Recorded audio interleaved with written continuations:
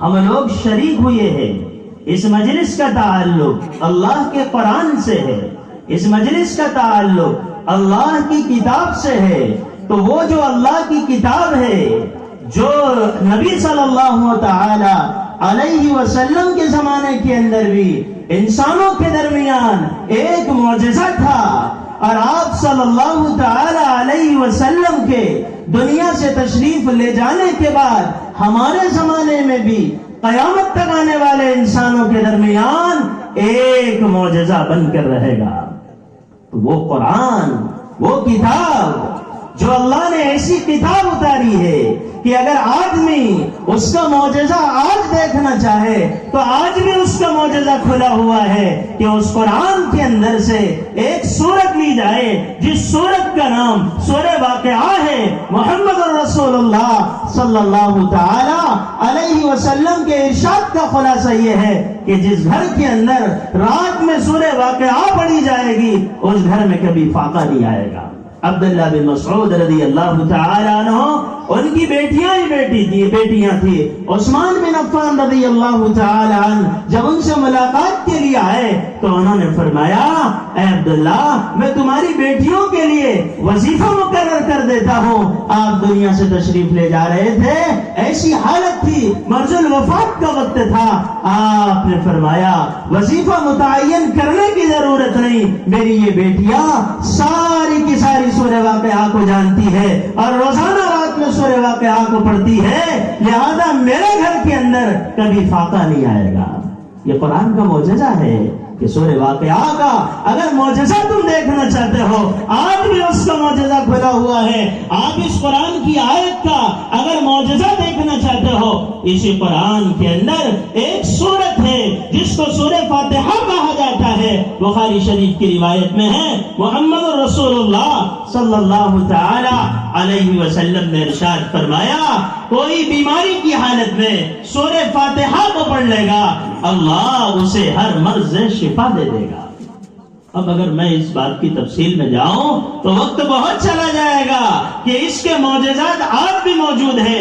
شیخ زکریا رحمت اللہ علیہ شیخ الحدیث نقل فرماتے ہیں، اگر کسی گھر کے اندر مہمان آئے، کھانا کم لوگوں کا پکایا گیا، اچانک زیادہ لوگ آ گئے، اس کھانے پر اگر سورہ یاسین پڑھ کے پھونک دیا جائے گا، اللہ اس کھانے میں برکت ڈال دے گا۔ یہ وہ کتاب ہے جس کا معجزہ آج بھی موجود ہے، لیکن افسوس کی بات یہ ہے ہم مسلمانوں نے اس قرآن کو بھلا دیا۔ وہ قرآن الفاظوں میں تو موجود ہے، وہ قرآن ہمارے گھروں میں تو موجود ہے، لیکن وہ قرآن ہماری زندگیوں میں نہیں ہے۔ اگر بندوق کی گولی ہے، لوگوں نے سنا کہ بندوق کی گولی سے شیر اور چیتے مر جاتے، کسی نے بندوق کی گولی کو رومال میں لپٹا اور کتے کی پیٹھ پر مارا، بولو کتا مرے گا؟ بلی کو مارے تو بلی بھی نہیں مرے گی۔ لوگوں کو تعجب ہوا، ارے یہ بندوق کی گولی نہ کتے کو مار رہی ہے نہ بلی کو مار رہی ہے، ہم نے تو یہ سنا تھا یہ اچھے اچھوں کا خاتمہ کر دیتی ہے۔ عقل مند نے کہا یہ بندوق کی گولی کے رکھنے کی جگہ کپڑا نہیں ہے، رومال نہیں ہے، اس کے رکھنے کی جگہ بندوق ہے۔ جب اسے بندوق میں رکھا جائے گا اور گھوڑا دبایا جائے گا تو یہ اچھے اچھوں کا خاتمہ کر دے گی۔ ہم قرآن والے ہیں اور ہم دنیا میں پریشان ہیں، ہم قرآن والے ہیں اور ہم کچلے جا رہے ہیں، ہم قرآن والے ہیں اور ہماری وقات ختم ہو گئی۔ وجہ کیا ہے؟ ہم نے قرآن کو صرف محرابوں میں رکھا ہے، قرآن ہماری زندگیوں سے خالی ہے۔ اس لیے علامہ اقبال نے کہا تھا، وہ معزز سے زمانے میں مسلمان ہو کر ہم خور ہوئے تاریخ قرآن ہو کر وہ بلندیوں کے مناروں پر پہنچے تھے، تب ان کی زندگیوں میں قرآن تھا۔ ہم ذلت کی بستیوں میں پہنچے اس لیے کہ ہم نے اللہ کے قرآن کو بھلا دیا۔ اس لیے آج کی اس نورانی عرفانی مجلس کے اندر آپ کو یہ طے کرنا پڑے گا، آج کی شام سے لے کر موت کی صبح تک میں جو کام کروں گا اس میں پہلے قرآن سے پوچھوں گا، قرآن سے معلوم کروں گا میں کیا کر سکتا ہوں اور میں کیا نہیں کر سکتا۔ قرآن سے پوچھو لباس کے بارے میں کون سا لباس پہن سکتا ہوں، قرآن تم کو کہے گا لباس التقوی ذالک خیر، کہ تقوی والا لباس پہنو، متقیوں کا لباس پہنو، لیکن ہم نے قرآن کو بھلایا، ایسا بھلا دیا کہ مسلمان عورتوں کو فنکشنوں میں دیکھو، شادیوں میں دیکھو، ولیموں میں دیکھو تو ان کا لباس غیر اسلامی ہوتا ہے، اور اتنا غیر اسلامی لباس ہمارے درمیان رائج ہو گیا جس کی خبر محمد رسول اللہ صلی اللہ تعالی علیہ وسلم نے تہجد کے وقت میں دی۔ امام بخاری نے اس روایت کو بخاری شریف میں جگہ جگہ نقل کیا۔ آقا رات میں بیدار ہوئے اور آقا نے فرمایا میری ازواج مطہرات کو جگاؤ، اور ان کے سامنے ایک حدیث سنائی، رب کاسیات فی الدنیا عاریات فی الآخرہ، کم من کاسیات فی الدنیا عاریات فی الآخرہ۔ قیامت سے پہلے ایسی عورتیں آئے گی جو دنیا میں لباس پہنے گی لیکن شریعت میں ان کے لباس کو لباس نہیں کہا جائے گا۔ وہ کون سی عورتیں ہیں؟ وہ 3 قسم کی عورتیں ہیں۔ ایک وہ عورت جو ایسا لباس پہنے جس سے اس کا جسم نظر آئے، پتلا لباس۔ اب نیٹ کی آستینیں چل رہی ہے، ارے چل رہی نہیں چل رہی، نیٹ کے دوپٹے چل رہے ہیں، حالانکہ صاحب ہدایہ نے لکھا ہے النازل من الراس، جو بال لٹکنے والے ہیں ان بالوں کو بھی پردہ ہے، لیکن آپ دیکھیں گے مسلمان بہنیں باہر نکلتی ہے، نقاب کے اندر ایسی ان کی حالت ہوتی ہے کہ ان کے بال اسٹال کے باہر ہوتے ہیں، اور اسٹال بھی فینسی چل رہے۔ نقاب تو تھا اس لیے کہ پرکشش نہ ہو، لیکن اسٹال ایسے پرکشش ہے اور اس میں سے بال باہر لٹکے ہوئے ہیں۔ جب عورت ایسا نقاب پہن کے چلتی ہے جس میں اس کے باہر بال ہوتے ہیں اور ان بالوں پر نامحرم کی نظر پڑتی ہے، اللہ کی لعنت ایسی عورت پہ برستی ہے۔ ہدایت میں لکھا ہے النازل من الراس، جو بال لٹکنے والے ہیں ان بالوں کو پردہ ہے۔ تو ایسا لباس جو پتلا ہو، اب یہ نیٹ کا دوپٹہ فیشن بنا ہوا ہے، عورتیں دکان پہ پوچھتی ہے نیٹ کا دوپٹہ دو، یہ فیشن بنی ہوئی ہے، حالانکہ نیٹ کا دوپٹہ اوڑھنا کسی مسلمان عورت کے لیے شرعاً درست نہیں ہے۔ تو یہ نیٹ کی آستین، نیٹ کے دوپٹے، یہ اس لباس میں داخل ہے۔ اور دوسرا وہ لباس جو اتنا تنگ ہو، ایسا چست لباس ہو کہ جس سے جسم کی حیت نظر آئے۔ اب نقاب ایسا نکلے ہیں کہ ان نقابوں کو دوسرے نقاب کی ضرورت ہے۔ نقاب جسم کو چھپانے کے لیے تھا، لیکن عورت یہ ہے کہ اس نقاب پہ دوسرے نقاب کی ضرورت ہے۔ ایسے فٹ لباس، ایسی فٹ لباس جس کو شریعت نے لباس نہیں کہا۔ اور تیسرا وہ لباس جو ناقص لباس ہے۔ ناقص کسے کہتے ہیں؟ عورتوں کو ٹکنے چھپانا فرض ہے، لیکن بہت شارٹ ٹراؤزر اگر استعمال کر رہی ہے عورت تو اس کے ٹکنے نظر آ رہے ہیں۔ ٹکنے چھپانا فرض تھا، ٹکنے دکھا دیا۔ آدھے آستین کا لباس، یہ سب ناقص لباس ہے، تو قرآن سے پوچھنا پڑے گا، اور مجھے بھی قرآن کو پوچھنا پڑے گا میں اپنے بیگم کو کون سا لباس پہنا سکتا ہوں اور میں کون سا لباس پہن سکتا ہوں۔ یہ قرآن الفاظوں میں، یہ قرآن کھانے کے لیے نہیں ہے، یہ قرآن صرف دعا اور تعویذ کے لیے نہیں ہے، یہ قرآن زندگیوں میں اتارنے کے لیے ہے۔ کوئی نہیں پوچھتا کہ قرآن میں وراثت کا بیان ہے یا نہیں۔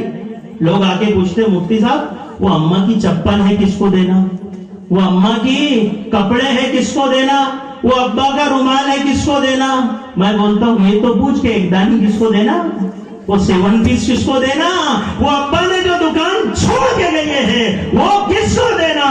قرآن کہتا ہے یوصیکم اللہ فی اولادکم للذکر مثل حظ الانثیین۔ اللہ نے قرآن میں وراثت کا خاص تذکرہ کیا ہے اور یہ بتایا ہے کہ وراثت میں لڑکے کو کتنا دیا جائے گا، لڑکی کو کتنا دیا جائے گا۔ لیکن اچھے دیندار لوگوں کی یہاں دینداری ختم ہو جاتی ہے۔ حقیقت میں وہ اپنے آپ کو دیندار سمجھتے ہیں، قرآن ان لوگوں کو بے دین کہتا ہے، کیونکہ قرآن 1-2 آیتوں پر عمل کرنے کا نام نہیں، قرآن کی ساری آیتوں پہ عمل کرنے کا نام ہے۔ تو ہمیں وراثت میں بھی دیکھنا پڑے گا کہ میری گھر کے اندر میرے باپ کے انتقال پر، میرے ماں کے انتقال پر، میرے بھائی کے انتقال پر کون سے مفتی سے مسئلہ پوچھا، کون سے مفتی سے سوال کیا کہ وراثت کی تقسیم کا طریقہ کیا ہے۔ لمحے ہمیں پوچھنا پڑے گا۔ بچوں کے نکاح کے موقع پر قرآن سے پوچھنا پڑے گا۔ اب کیا ہو رہا ہے، دریاپور میں ایسے رسم ہو رہے ہیں جن میں غریبوں کی شادیاں پکی پڑ رہی ہے۔ یاد رکھنا رسم میں مال خرچ کرنے والے یہ شیطان کے بھائی ہے، شیطان کے بھائی۔ قرآن کہتا ہے ان المبذرین کانوا اخوان الشیاطین، فضول خرچی کرنے والے شیطان کے بھائی ہیں۔ اور یاد رکھو اس کے اندر بھی 3 کوالٹیاں ہیں۔ جو بے دین لوگ رہتے، جن کا دین سے کوئی تعلق نہیں رہتا، وہ کیا کہتے؟ میں تو مولانا رسم کر رہا ہوں۔ اور جو تھوڑے بہت دیندار رہتے وہ بولتے مفتی ہم نہیں، بس وہ روپ کر رہے تھے۔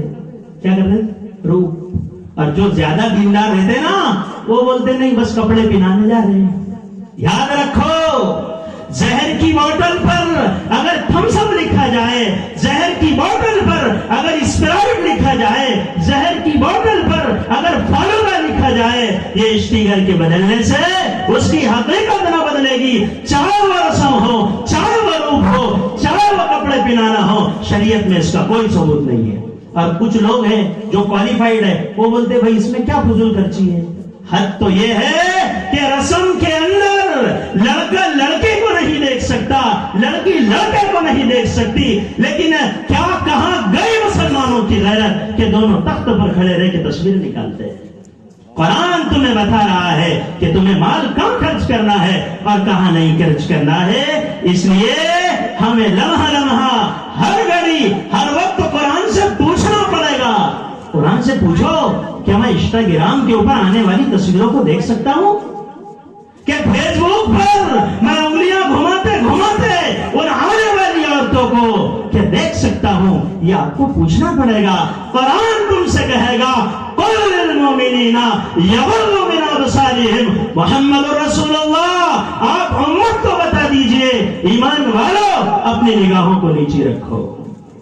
لیکن آج کیا ہو رہا ہے؟ ہمارے کتنے نوجوان ایسے ہیں جو چوک اور چوراہے پر رہتے ہیں، ادھر نماز ہوتی ہے اور یہ فیس بک پہ انگلیاں کر رہے ہیں، یہ انسٹاگرام پر ہے۔ جس چیز کا استعمال صحیح کیا جائے گا تو صحیح ہوگا، لیکن آج جو استعمال ہو رہا ہے وہ غلط ہوتا چلا جا رہا ہے۔ نتیجہ یہ نکل رہا ہے ہماری مجلسوں کے اندر، ہماری مسجدوں کے اندر ویرانی ہے، نمازی نہیں ہے، لیکن موبائل اور کو لے کر نوجوان گھنٹوں بیٹھے ہوئے ہیں۔ وہ قرآن سے یہ پوچھتے نہیں کہ میں کیا کر سکتا ہوں کیا نہیں کر سکتا۔ اس لیے بزرگان محترم آپ سے میری ازراہ کرم براہ کرم یہ درخواست ہے، آج یہ طے کر کے اٹھنا آج کی شام سے جو کام کروں گا موت کی صبح تک اس میں قرآن سے پوچھوں گا مجھے کرنا کیا ہے۔ لیکن قرآن سے کب آپ پوچھیں گے؟ جب آپ کو قرآن میں معلوم رہے گا قرآن میں کیا ہے۔ تو قرآن میں کیا ہے یہ معلوم کیسا ہوگا؟ اس کے لیے علماء کی صحبت میں ائمہ سے اپنے رشتے کو مضبوط کرنا ہوگا۔ جیسے حضرت مفتی صاحب نے تذکرہ کیا کہ ہمیں اپنی مسجدوں کے اندر قرآن کو سیکھنے کے لیے وقت دینا ہوگا اور اپنے گھر میں رہنے والی عورتوں کو اللہ کے قرآن سے جوڑنا ہوگا، ورنہ نتیجہ کیا ہوگا؟ ہماری بیگم ویسے نمازی ہوگی، ولیمے میں شیطان بھی اس پر تعجب کر رہا ہوگا کہ کیا لباس ہے وہ تیرا۔ اور آج کل ہو یہ رہا ہے کہ ہماری بے دینی کا اثر ہماری عورت میں منتقل ہو رہا ہے۔ لوگ گھر کے اندر سیریل دیکھتے ہیں، لوگ گھر کے اندر پتہ نہیں کیا کیا دیکھتے ہیں۔ ان سے کہو خالہ یہ کیا؟ بولے بابا ٹائم پاس کے لیے۔ کیا کرتے؟ ٹائم پاس کے لیے صلاح تو تصویر ہی دکھی، ٹائم پاس کے لیے اللہ کا قرآن نہ دکھا۔ اس لیے یاد رکھو ہمیں لمحہ لمحہ ہر گھڑی قرآن کے مطابق زندگی گزارنا ہوگا۔ سب گزاریں گے انشاءاللہ؟ تو آج طے کر کے جاؤ کہ قرآن نے ہم سے کیا کہا ہے، اس کو سیکھیں گے، اس کو حاصل کریں گے۔ اس کے لیے دینی مجالس میں شرکت کرتے رہیں گے، سب کریں گے انشاءاللہ۔ اللہ تعالی مجھے آپ کو عمل کی توفیق عطا فرمائے، ہر خیر مقدر فرمائے، ہر شر سے حفاظت فرمائے۔